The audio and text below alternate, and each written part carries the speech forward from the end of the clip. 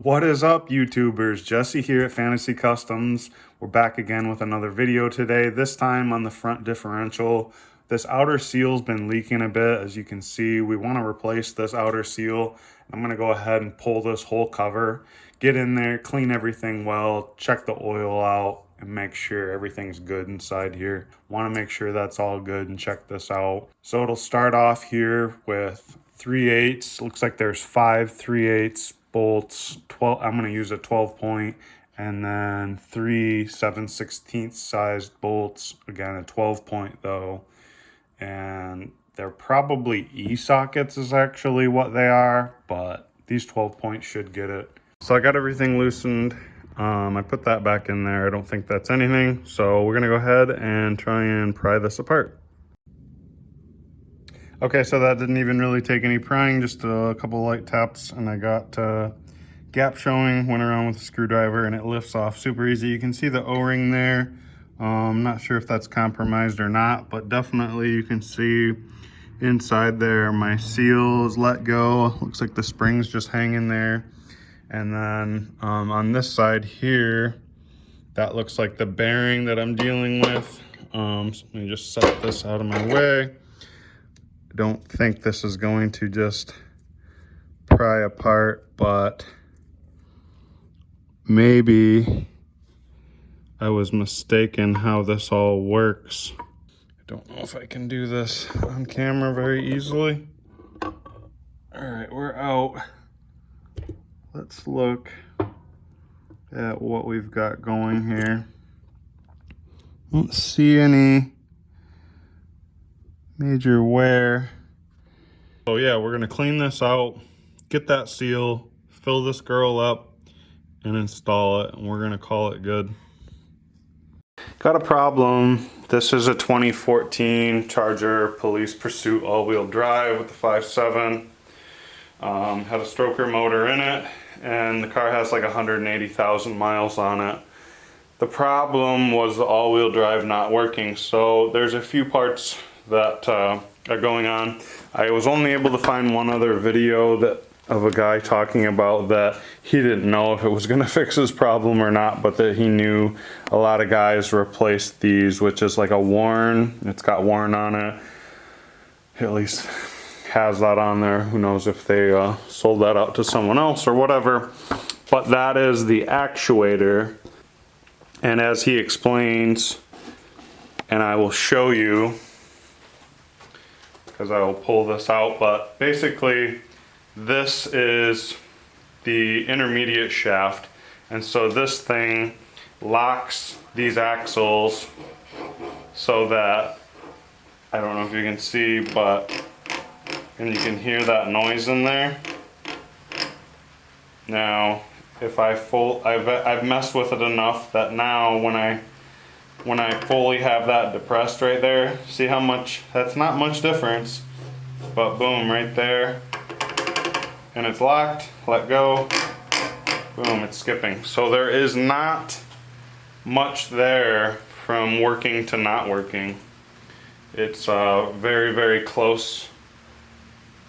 Let me go ahead and pull this bolt back out if I can. Let me grab my wrench, and I'll show you what's going on. I will fully show you everything that I've figured out, which is a little bit more in depth than the only video I was able to find with the guy not even showing you replacing it, just saying that that's what he was going to do, and he wasn't sure if it fixed his problem. Well, I'm sure sometimes just replacing this actuator, which is about just over $100, can fix your problem. So anyways, that little pin there is out. The new ones will come and it's in. In is disengaged, out is all-wheel drive engaged on your front axle. And so that's that piece of it. So now with that out, obviously again, I gotta hold this, but again, disengaged. And so with 180,000 miles on this thing, obviously you can expect some wear, but read quite a bit into it, and there was people with pretty low mileage experiencing noises, experiencing problems, all-wheel drive service lights. And so let me pop this guy open and show you what's inside here. Okay, so this is the short shaft side. That's a solid, solid gear on there. There's no turning that. Hopefully you can see. Yes, it looks like you can. All right. So this is where that little actuator comes through, is that hole. Okay. And this is the part that really matters. See if I can get it back together the way it's supposed to be. There. So I'm not sure if you can see that, but this is the long shaft side. And so when it's sitting all the way down in against the housing, like so, it's not engaged in this coupling. So I don't know why it's acting up, but anyways, so that's that. And right here is where the pin pushes on this fork. This fork has got this coupling in there, and so when it wants to disengage from that shaft, that's no problem. The long shaft is what goes into the differential and engages that differential. So once that locks, it's locking up for your all-wheel drive. Now, put this back on there. So you can see that when that's disengaged with this spring, this fork is pulling that coupling off there, which is disengaging your all-wheel drive. Now I was thinking this looks a lot like a motorcycle part, and so I was looking on the fork for wear, but I didn't see any on the actual fork arms. But what I did notice pretty much right away, it was covered in grease. So I've pulled all the grease out of both sides of this. It wasn't hardly grease anymore, it was like clumped, which means every once in a while you're going to need to pull this open and spread fresh grease in there. But yeah, the grease was all gray, as you can see on my fingers, and I don't think it was a molybdenum grease, but it could have been. That actually has metal in it already for slipperiness, but I'm guessing any kind of grease would probably work fine, some wheel bearing grease, whatever. Anyways, so I think this is actually what probably causes these to start wearing out and for this thing to slip. Because basically this has a little bushing groove behind that spring where this pin sits in nicely, but I don't think, see, if I go this way, very, very little slop, but if I go this way, that's a lot of slop, which is going to allow this fork to play in and out quite a bit. And what I see is the little, I don't know if you can see very well, okay, not very well. Let's see, there we go. So what you can see now, if you look at this carefully, is that this lip that holds this shaft is actually bent there, and that allows this thing more play than it should be able to have.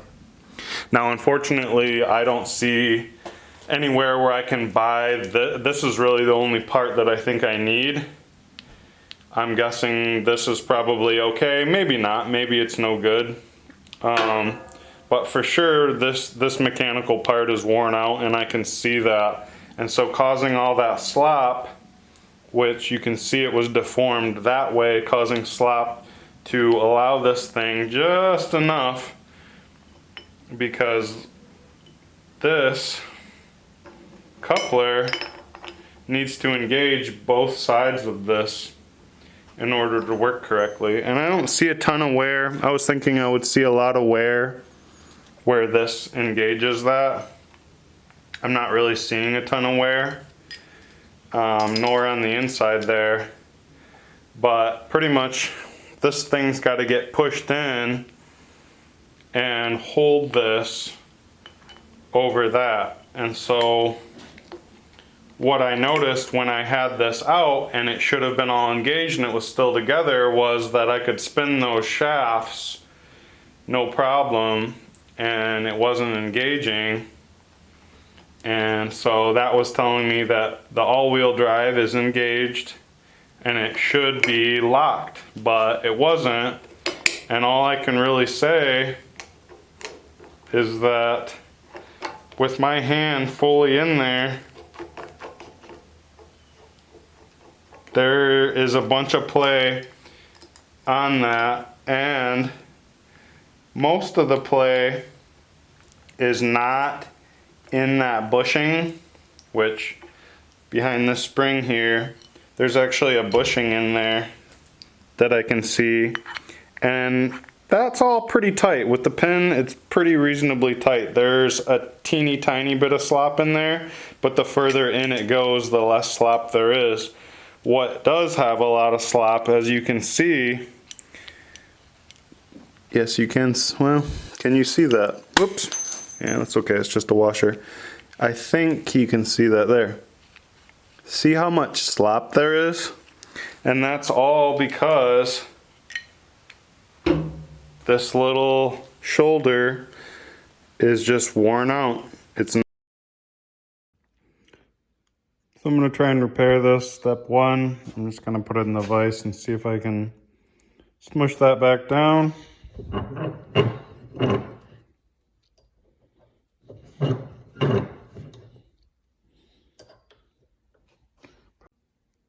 So it accidentally broke the edge a little bit, but at least I got it relatively back flush again. So at this point I'm gonna just put a little weld on that. Not sure about welding inside of there actually, probably not. But I'm gonna weld the top just a little bit and then I'll grind it down, I guess, and then I'm gonna try and like weld a little washer on the top. So as you can see, it didn't quite go as planned. I mean, this is a really small little piece to be welding on, but that's okay. I think I'm just gonna pile up a little bit of weld right around the inside and all the way around, and then I'll just take like a Dremel, I think, or something, and go at it a little bit.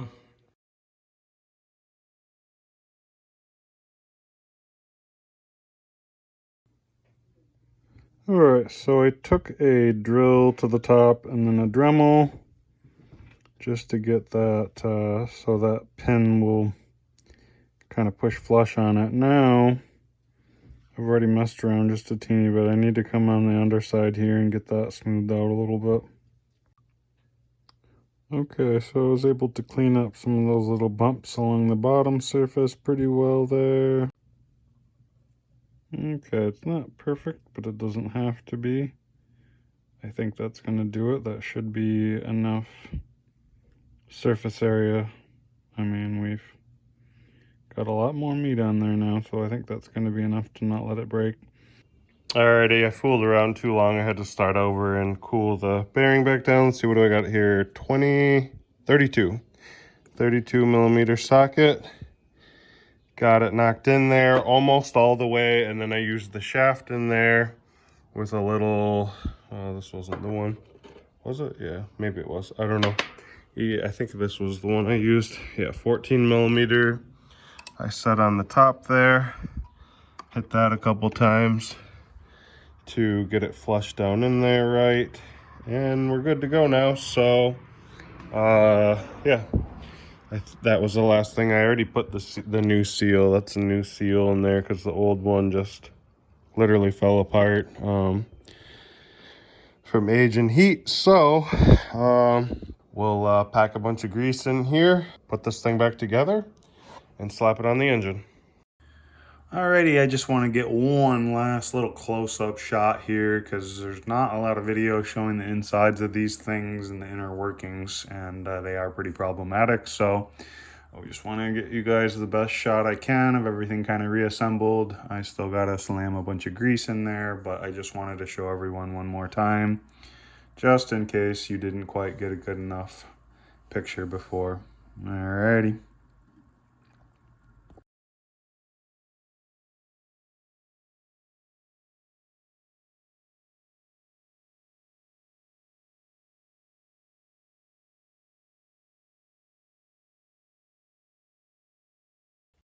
We'll show you on the ones that we already pulled here. Basically what it means is, you really can't even see in there, but the inside surface here where these two meet is actually, they're machined as one big piece, and then they crack them. It's really hard to see. Okay, there you go. Can you see that better? They crack them, and that is what how they go, and it makes them very strong when they're bolted together and stuff like that, I guess. So anyways, that's what that means when it's cracked rods, because yeah, I obviously realize that they're totally cracked. But anyway, well, unfortunately we've lost a little bit of footage here, so we don't get to see putting new pistons in and torquing the rods down and putting the heads back on, but we'll pick up where we've got footage. Sorry about that.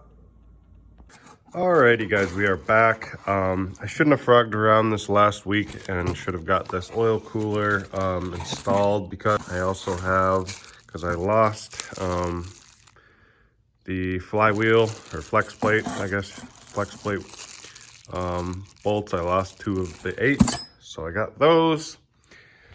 So we've kind of just had her covered up for a while, and I also, what I was trying to get done was install the oil cooler, flex plate, and then get back on, I guess it's, yeah, there's one right there.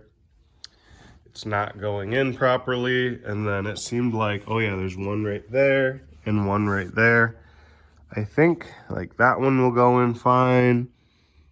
I think that one will go in fine, but this one was for some reason giving me a problem. Great, look at, so yeah, we had a little bit of evidenciaries of some mice already hanging out, or chipmunk or something. But well, let's look right here where it really matters. Doesn't look like they pooped in that, so that's the main thing, where it would be bad to get something in. And if there is something, if the valves are closed, we'll just blow it out, or I can turn it over till the valve closes and then blow it out. So anyways, it's just important that I didn't get anything in there. We'll install our oil cooler, and it seemed like I was missing one of these bolts that went into this oil pan, but I bet you I can find one in my stash. I don't think there's any on the other engine oil pan. I think I've just got some of these big ones installed. So anyways, yeah, we need to get moving on this thing to get this thing installed. Okay, so next we are going to fit the oil pump cooler, and I don't know if that should be dry. I guess it probably should be. There's no reason for it not to be. So we're gonna go ahead and tighten it up. I don't know what the torque is, but Guten tight will do.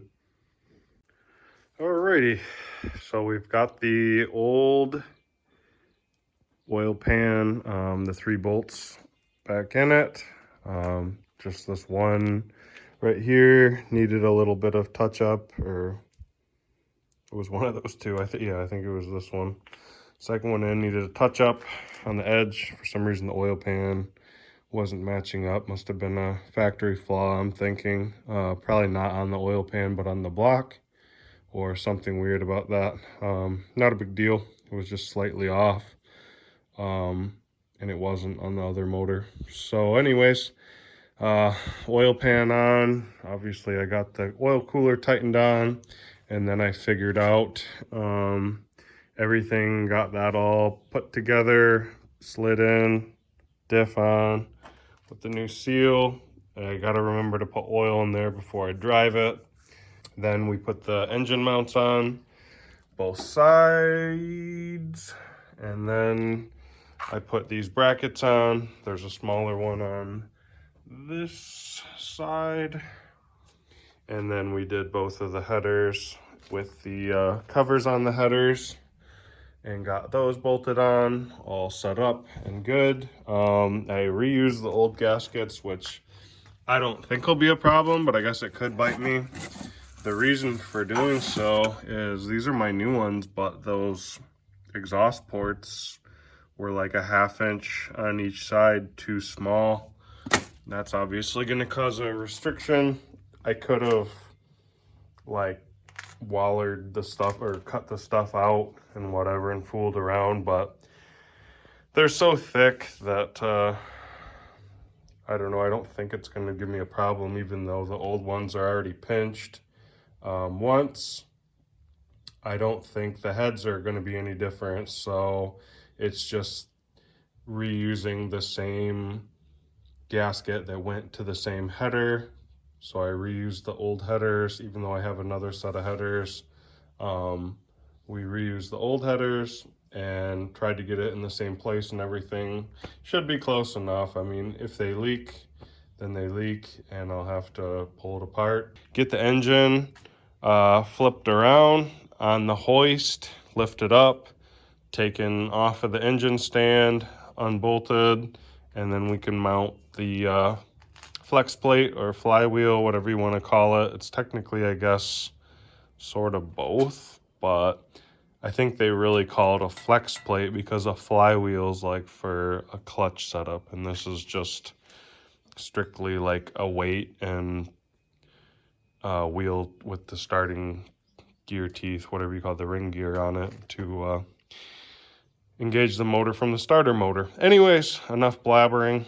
I am going to hop inside for a few minutes and get some food because I'm hungry. I've been working for a lot of hours to get this where it's at.